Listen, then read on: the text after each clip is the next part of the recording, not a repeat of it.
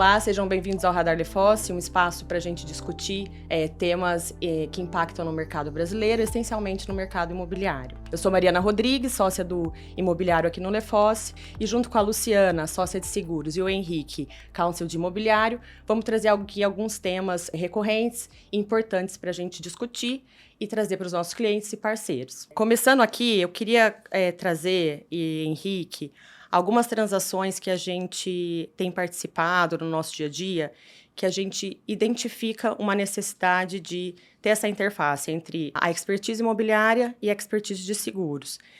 Acho que seria legal a gente falar um pouquinho de quais são as transações e as operações que a gente vê esses temas terem essa interface. Obrigado, Mari. A gente tem realmente muitas transações que têm uma interface muito grande com a Lu e com o time dela, né?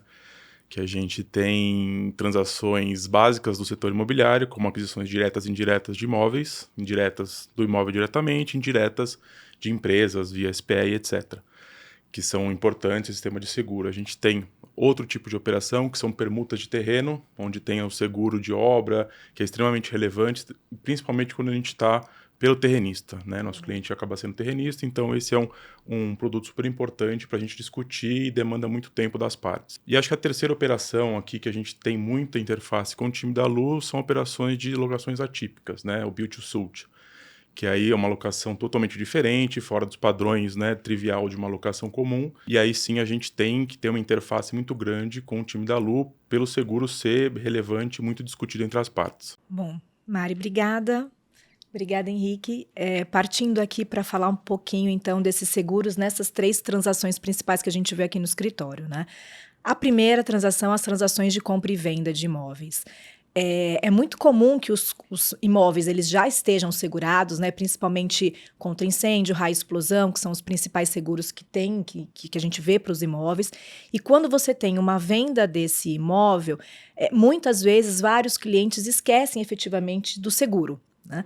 E às vezes nem colocam na transação e nem informam a existência do seguro nessa transação. Então, acho que o primeiro ponto é lembrar da existência do seguro nessas transações.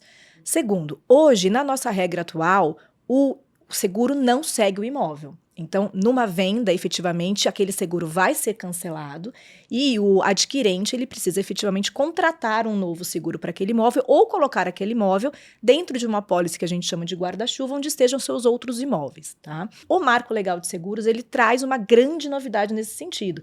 Essa novidade é que, numa eventual transação de compra e venda, o seguro ele segue o principal, ele segue o imóvel, ou ele segue o bem imóvel ou imóvel que se está adquirindo ali naquela transação, né? Então, isso vai dar uma facilidade para as partes, né? Porque muitas vezes a gente sabe que se esquece efetivamente o seguro hoje, ele perde a validade.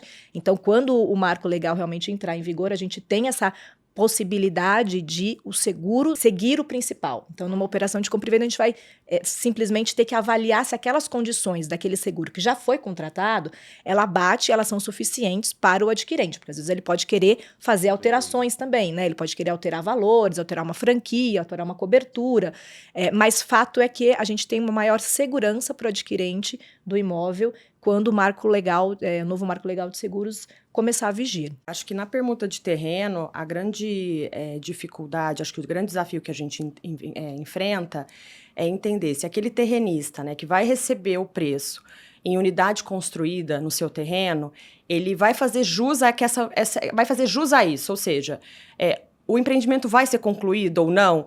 Então, falando um pouco disso, o que a gente tem visto, e assim, na sua experiência, o que é importante fazer constar nesse seguro, seja um seguro permutante, seja um seguro performance, bond, algum desses que a gente vê no mercado, o que é importante para o lado do terrenista identificar, conferir, para resguardar que, ao final, ele vai receber essa unidade construída da forma como ele acordou ali no contrato. Nós temos no meio de seguros, seria um seguro garantia, né, na modalidade permutante. Isso já é um seguro bem comum até no mercado, no nosso mercado de seguro. Sim. É algo que é vendido, né, tranquilamente pelas seguradoras. Seguradoras têm capacidade, seguradoras ofertam. E eu acho que a principal preocupação e aí em todo seguro performance, em todo seguro garantia, né, a principal preocupação é a gente fazer o matching, né? Se efetivamente o objeto do seguro, da pólice que foi emitida, ela efetivamente tem uma vinculação com o objeto principal do contrato. Se as condições elas batem, né? Eu acho que essa é a principal questão, porque muitas vezes você contrata um seguro, por exemplo, permutante, com um objeto que garante uma determinada entrega, que às vezes não é o que está determinado no contrato. Então a gente até já teve aqui, né, nos nossos casos, né, um seguro que efetivamente cobria até a concessão do habite-se, quando, na verdade, o contrato, ele previa a efetiva transferência do imóvel com a lavratura da escritura. E aí se entra no embate, né? A seguradora vai falar, não, com o habite-se eu estou livre da minha obrigação, só que no final das contas o contrato, ele previa um passo além, né? Ele previa efetivamente que o adquirente, ele teria direito efetivamente a escritura, né? A lavratura da escritura, a transferência efetiva da propriedade de posse. Então, tem essas dissonâncias que é o nosso trabalho aqui fazer essa junção, essa análise para que a apólice ela reflita efetivamente qual é o objeto do contrato, para que o terrenista, no final das contas, não tenha esse tipo de discussão, né? Ele esteja protegido efetivamente nos termos do contrato que ele fez. Por isso, Lu, eu acho que isso a gente consegue acoplar também na questão das locações, né? Muitas vezes a gente discute contratos de locação típicos e até os atípicos mais comuns, a gente acaba entendendo que, eu vou colocar isso aqui no contrato, que o meu seguro tem que cobrir XYZ. E a apólice não conversa com o contrato. E não tem esse cuidado de analisar a apólice vis-à-vis do que está no contrato, né? Então, eu acho que esse é um cuidado que a gente sempre tem e instrui os nossos clientes a ter, né? Porque muitas vezes você vai colocar alguma coisa nesse contrato de locação que seguradora nenhuma vai admitir que se replique numa apólice, né? Então, acho que é um outro cuidado, trazendo esse contexto também para a discussão das locações. Né? Não, isso é super importante, porque a gente realmente vê que, às vezes, o contrato de locação, ele estabelece alguns critérios e até algumas coberturas que, às vezes, o mercado não dá. E você está em default no seu contrato de locação porque contratou um seguro que, na verdade, não fornece as coberturas que você se comprometeu a contratar. E ali tem além, às vezes você tem algumas exceções que você pode até colocar no seu contrato de locação, por exemplo, algum equipamento de segurança que você fala que não precise colocar, mas que para a apólice é uma condição essencial de cobertura. Então, sem aquele equipamento de segurança, você não consegue ter a cobertura.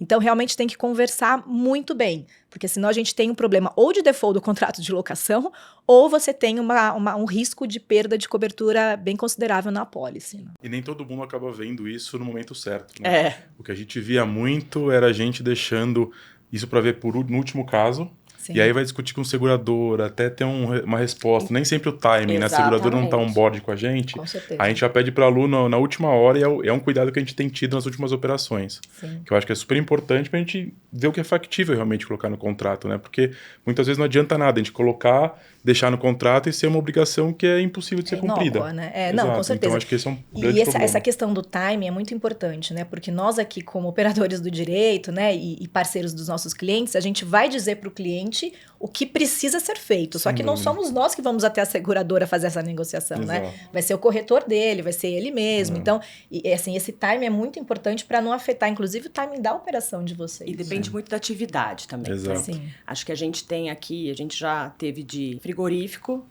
a galpão logístico, a shopping center, a data center. Sim. E aí eu já vou puxar o gancho para uma segunda pergunta, Lu, que a gente tem tido muitas discussões relacionadas a data center, principalmente na questão imobiliária.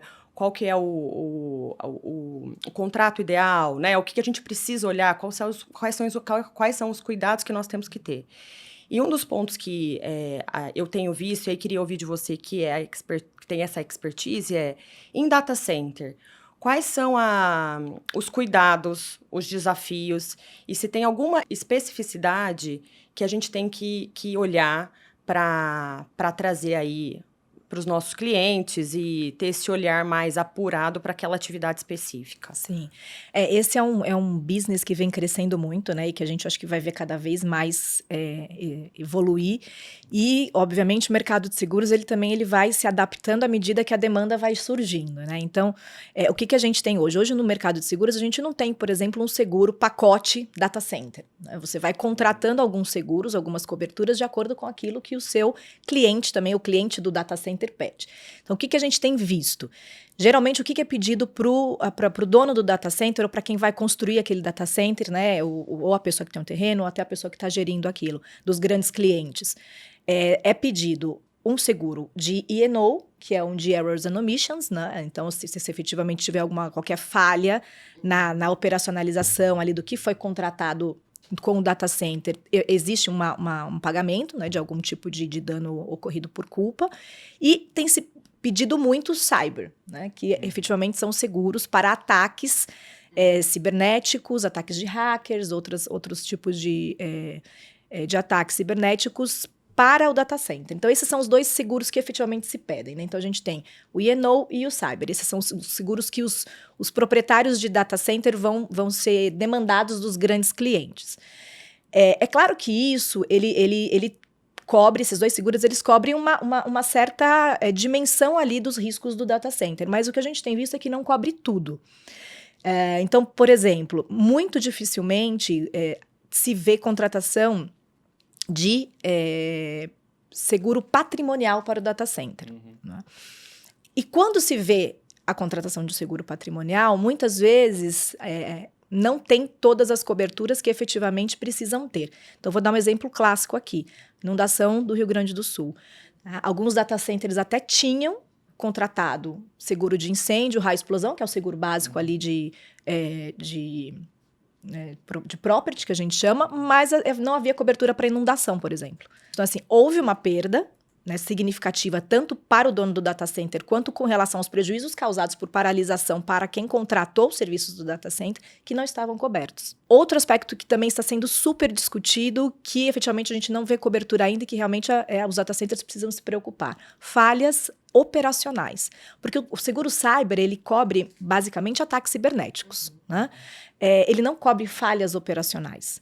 E às vezes falhas até humanas ou sistêmicas, tá? Mas falhas operacionais. A gente está vendo a gente vê muitos eventos acontecerem relacionados a falhas operacionais, humanas e sistêmicas, e aí a gente acaba não tendo uma cobertura adequada no seguro cyber. Aí a gente vai para o seguro E&O, que às vezes também não cobre esse tipo de evento, se efetivamente aquela policy não for uma policy de Errors and Omissions direcionada para data center. Porque aí tem o ponto, às vezes você compra um produto de prateleira e aquele E&O de prateleira ele vai servir para padaria, vai servir para o dono do posto de gasolina e vai acabar tendo que servir para o data center. E aí quando você vê lá todos os riscos excluídos, você tem vários riscos que são essenciais para a operação do data center que estão lá excluídos na policy de prateleira. Então, é um cuidado que você tem que ter na contratação dos seguros para efetivamente avaliar se esses principais riscos que os data centers estão sendo expostos, eles estão cobertos.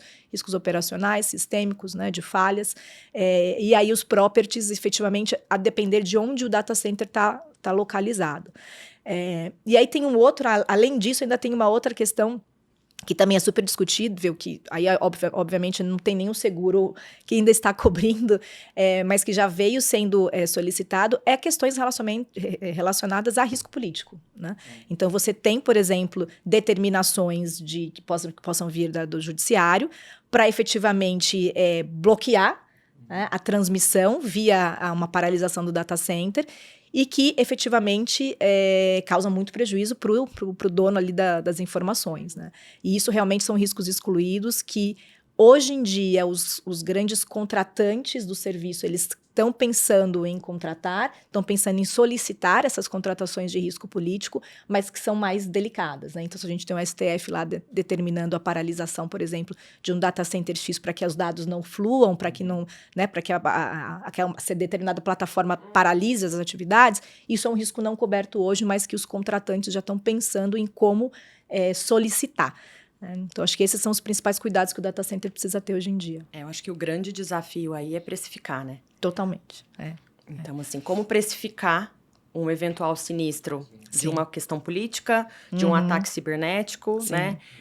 A ponto da seguradora até ter o conforto, né? De colocar na pólice algo nesse sentido, né? Lu, vamos fazer um bate-papo, assim, rapidinho. Eu vou te fazer umas perguntas que a gente tem recebido corriqueiramente nas nossas operações e que às vezes é um mito ou não, mas acho que seria legal a gente conversar aqui. A ausência de alvará de corpo de bombeiros, o famoso AVCB, ele impacta em eventual indenização de sinistro de um imóvel que não o tem, ou se eu der essa informação para a seguradora, né? Se eu indicar isso quando da contratação, poderia ser ou não um excludente de indenização. Como que você vê isso? A gente tem aqui, hoje em dia, a questão do agravamento de risco, né, que seria efetivamente onde se enquadraria essa questão da ausência de uma licença, ou qualquer outra licença, tá? Não precisa ser necessariamente essa, mas qualquer outra licença, ela entra muito nessa discussão do agravamento. Até que ponto a falta dessa licença, ou até desse equipamento de segurança, né, ou de algum outro item de necessidade, como um hidrante, por exemplo, ele afetou ou não aquele sinistro, a ocorrência daquele evento. Hoje em dia, essa questão do agravamento no nosso Código Civil, ela está muito pautada na culpa ou no dolo. Então, se tem culpa, você vai ter um tipo de atitude, se tem dolo, obviamente, a perda de cobertura, né? E causou-se muita discussão no mercado como que você apura esse agravamento, né? E o judiciário, hoje ele é muito pacífico no sentido de dizer que, para você justificar uma perda de cobertura por agravamento de risco, você precisa demonstrar o nexo causal entre o evento e aquela omissão que causou, aquela atitude que causou o agravamento. Se você não consegue comprovar, não há possibilidade de se apurar um agravamento suscetível de perda de cobertura. Tá? Então, por exemplo, no caso de ausência de uma licença, né, ou de um laudo, se efetivamente se comprovar que o incêndio se deu em função de algo que seria passível de correção numa avaliação, por exemplo, dos bombeiros, obviamente vai ter uma perda de cobertura. Agora, se o incêndio foi, por exemplo, um raio que caiu, né, que não tem nenhum tipo de vinculação com aquela ausência de licença, muito provavelmente a gente vai ter aí uma discussão e muito pró-segurado, né, digamos assim. E interessante também com o novo marco legal de seguros, essa questão do nexo causal, ela foi realmente incorporada à lei, né? Então, a gente também tem no nosso novo marco a necessidade de a seguradora, já na negativa, comprovar e demonstrar esse nexo causal, né? Sob pena da negativa ser nula. Tá? Então, acho que essa questão de qualquer ausência de equipamento de segurança, de laudo, ela sempre vai passar por esses dois crivos, digamos assim, né? Se foi por culpa ou dolo, se foi dolo, obviamente comprovado, a gente já efetivamente tem a perda de cobertura, e se efetivamente houve um nexo causal entre o evento e efetivamente a falha, né? A omissão ali com relação ao cumprimento de alguma condição da apólice. O seguro garantia performance. Ele garante a integral execução da obra, ele deixa a pessoa 100% coberta, ou há alguns cuidados e algumas exceções a serem que você acha que é importante a gente ponderar aqui. Uhum. Aí a gente tem que fazer uma quebra, né? Se a gente pensar no seguro performance de obras públicas, a gente sempre vai cair lá na lei de licitações que você tem os 30%. Então, obviamente, não vai cobrir. Então, a gente tem essa questão de saída. Se a gente pensar nas obras privadas, ele pode, sim, cobrir 100% do valor da obra, né?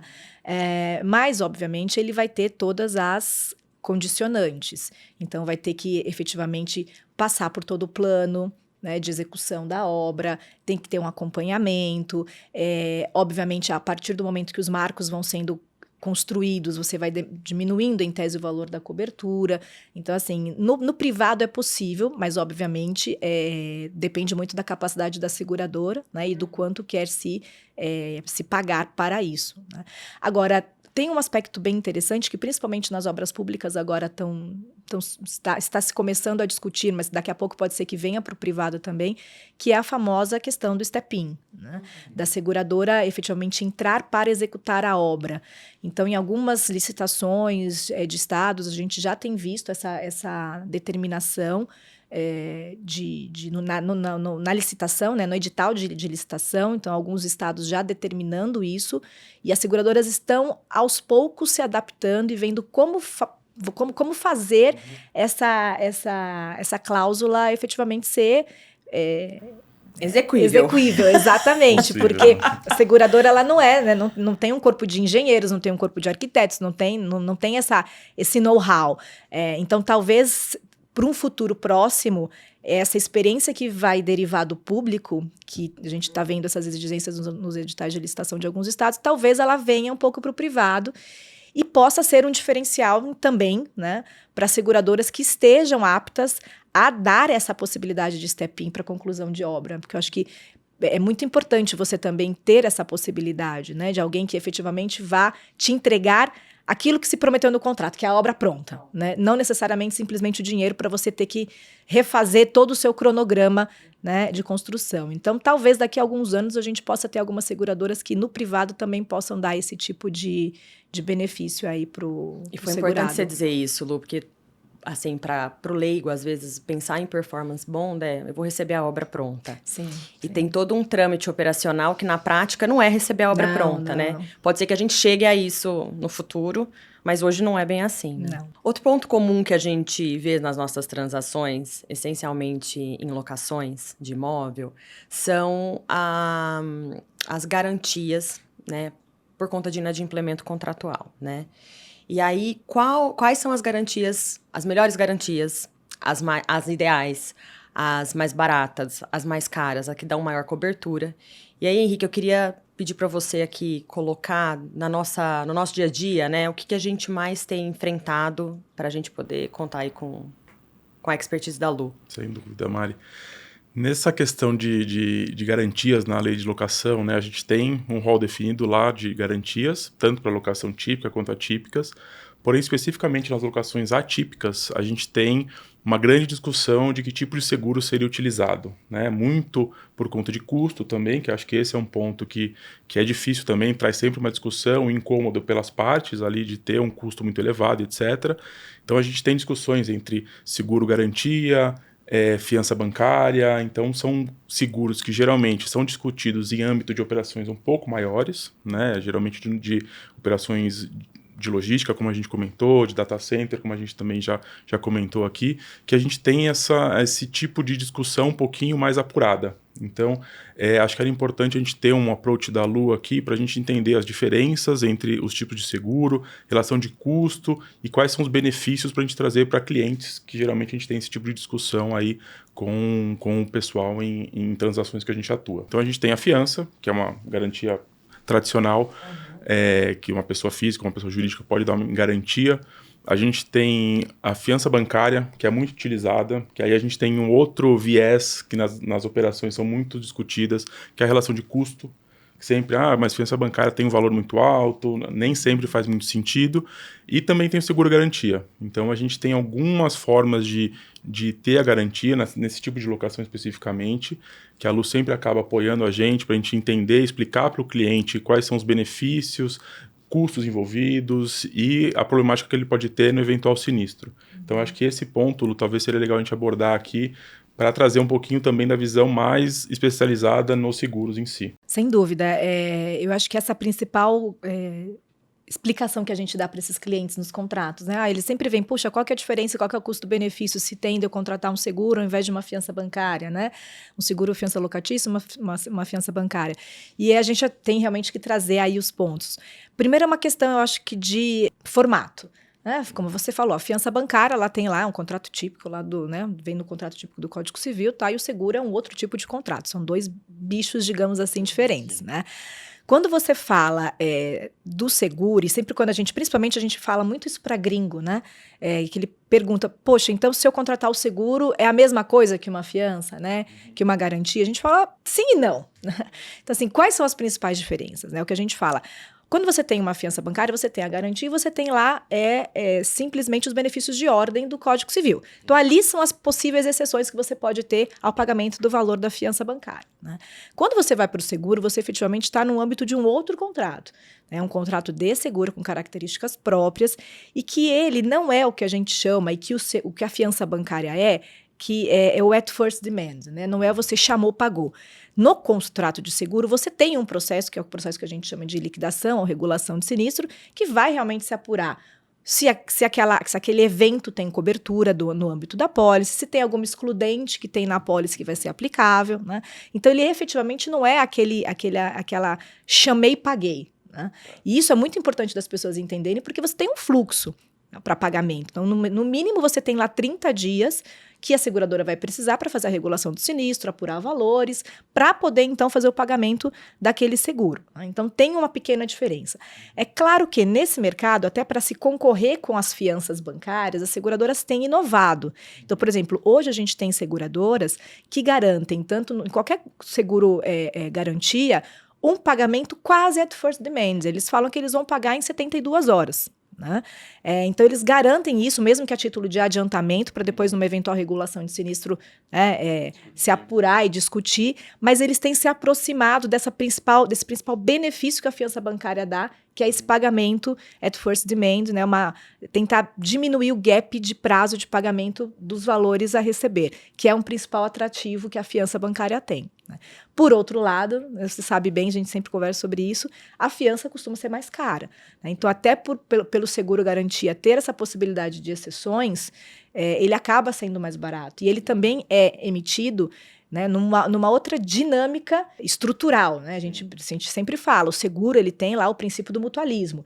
Então, ele parte dessa premissa de que aquilo que eu estou segurando para o cliente A, eu estou recebendo do cliente A, do cliente B, do cliente C, de uma grande cesta, e que pode acontecer com A, não pode não acontecer com B, e aquele risco se dilui. Na fiança bancária, não, é um risco que é crédito, né? Que é específico para aquele cliente. Então, acaba sendo realmente uma demanda de crédito e, por isso, ela acaba sendo mais cara do que o seguro que está no âmbito mais mutualista. Ô Lu, queria aproveitar esse gancho aqui do AVCB e te fazer uma pergunta sobre esse ponto. Porque nem sempre o segurado vai ter o discernimento e até o conhecimento específico do que ele deve indicar para a seguradora. Né? Então, acho que seria importante a gente entender um pouquinho melhor do que ele tem que dar o disclosure para a seguradora e se ele não der, o que acontece? Se a seguradora ainda mantém responsabilidade, se ela tem uma excludente de responsabilidade para indenização, ou o que pode acontecer nesse caso? Não, sim, isso é super importante, é interessante. Porque, efetivamente, o contrato de seguro ele é um contrato muito pautado no princípio da boa-fé. Né? Então, obviamente, hoje no nosso Código Civil, todos os contratos têm esse princípio que são pautados, que é o princípio da boa-fé, mas até antes, no Código de 16, o contrato de seguro ele era o único contrato que era pautado no princípio da boa-fé. Então, para a gente, realmente, esse princípio é muito importante. Quando a gente traz isso para a nossa relação, o que quer dizer? Eu, como segurado, eu preciso realmente dar o disclosure de tudo aquilo que eu entendo no meu princípio aqui de boa-fé, né, na minha execução da minha atividade, do que efetivamente possa ser, que eu entenda que possa ser um risco efetivo a ser coberto. É aquilo que é importante. Agora, isso não quer dizer que a seguradora, na sua qualidade, como sendo quem efetivamente gere o risco, como sendo quem efetivamente entende dos riscos que vão ser cobertos e tendo essa capacidade, né, essa especificidade técnica, ela precisa perguntar. E isso, nesse sentido, é muito claro, a gente tem na jurisprudência, inclusive, esse ponto, que a seguradora precisa questionar e saber o que questionar de cada segurado em cada modalidade de seguro, em cada atividade do seu segurado. Se ela não questiona e o segurado, obviamente, não informa, ela vai ter que demonstrar que o segurado omitiu de má fé. Né, para poder pautar uma negativa de cobertura. Então, a gente tem muito isso na jurisprudência e isso também já está no novo marco legal, também está no Código Civil hoje, mas está mais reforçado no novo marco legal, que efetivamente a seguradora precisa perguntar. O que vai vincular efetivamente uma perda de cobertura é aquilo que foi perguntado e omitido ou declarado de forma errônea por parte do segurado. Agora, a partir do momento que ela não perguntou, parte-se do princípio que ela deveria ter, na sua especificidade técnica, saber qual é a atividade que ela está segurando para fazer as perguntas adequadas. Né? Agora, obviamente, o nosso aconselhamento para o segurado é sempre esse. Né? Cumprindo o nosso dever de boa-fé, o que a gente precisa indicar? Então, a gente sempre orienta o segurado nesse sentido. Mas o principal ponto é, qualquer tipo de negativo vai estar sempre vinculado àquilo que foi perguntado pela seguradora e eventualmente omitido ou não respondido, ou respondido de forma errônea por parte do segurado. Outra indústria que a gente trabalha bastante aqui é a indústria do agro, né? Imóvel rural. E aí, a gente falou pouco sobre isso aqui, e o Henrique, que tem bastante expertise nessa área, acho que ele pode trazer, de repente, alguns desafios, ou até o que pode vir de novo aí, na parte de seguro relacionado à atividade agropecuária, enfim. Bom, o agro, né, como todo mundo sabe, é uma indústria super importante para o nosso país, então a gente tem uma revolução do agro vindo, especialmente em relação à parte tecnológica, tanto para a plantação quanto para a colheita, então tudo vem se desenvolvendo muito rápido e o agro é uma indústria que acompanha muito isso e tem um caminho próprio. né? Então, dentro do agro, a gente tem, quando a gente fala da parte do seguro rural, é um ponto que ainda muitos players ou não trabalham com eles, ou preferem deixar isso de lado e trabalhar com uma outra forma de garantia das operações e acaba não entrando direto no seguro rural, né? Acho que esse é um ponto que eu sempre converso com players do mercado, a gente sempre bate nesse ponto, mas eles preferem fazer uma operação em mercado de capitais, fazer um outro tipo de operação, uma alavancagem diferente, para garantir uma eventual quebra de safra, um eventual problema que ele vai ter lá, um fogo, por exemplo, um incêndio que tenha na plantação dele. Então, esse é um ponto que a gente, apesar de existir há muito tempo o seguro rural, não é muito praticado no mercado, né? Mas a gente vem ouvindo que tem interesse dos players, né? As grandes empresas têm interesse em fazer isso, os produtores também têm interesse em fazer isso, até porque ali está a vida deles, né? Tem a plantação, é onde está desempenhando todo o trabalho deles ali. Então, acho que esse é um ponto para a gente do imobiliário, que a gente trata muito com os fazendeiros e a indústria em si. Para a gente, é importante a gente tratar sobre esse ponto, apesar dele ainda ter uma certa reticência do mercado em si, né? Então, a gente não vê muito assim ainda.